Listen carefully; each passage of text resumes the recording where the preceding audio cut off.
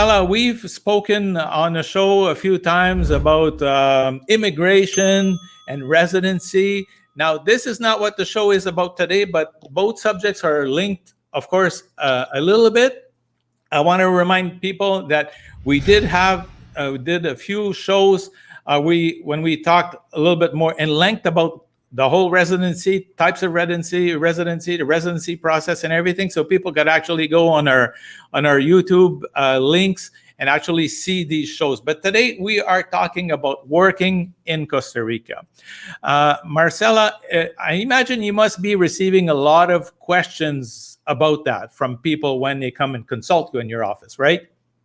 Exactly, a lot. And I just want to tell people that the information that you read in internet, that you are finding by in Google, is not what is really happening in Costa Rica. That's really important. Okay.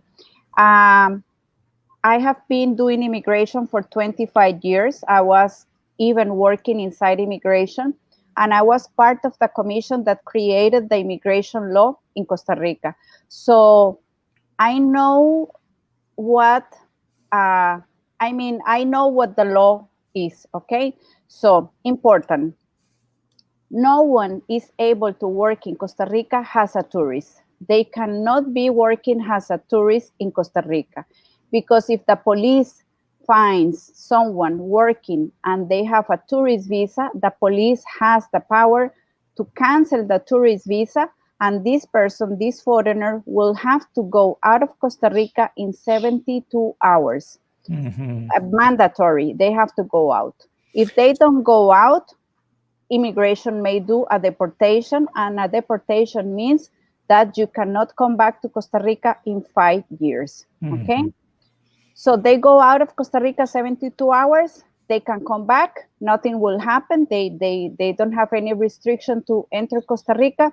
But if the police find this person for the second time working, they will do a deportation and they won't be able to come back to Costa Rica in 5 years.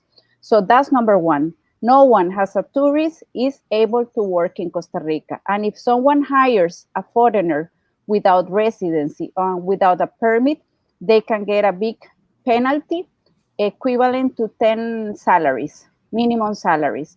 So no one should hire someone that is not allowed to legally work in Costa Rica. That's really important, Pepito. Okay, so let's have a look at a couple of examples, Marcela. Now, for example, I'm, I live in North America. I'm coming to Costa Rica for, 3-4 months to spend the season, maybe 6 months here. And I decided I want to work on this nice little beach bar, not too far from here. And I know the guy, the bartender, he's a good buddy of mine. So I work there basically, cash under the table. That would be okay or no?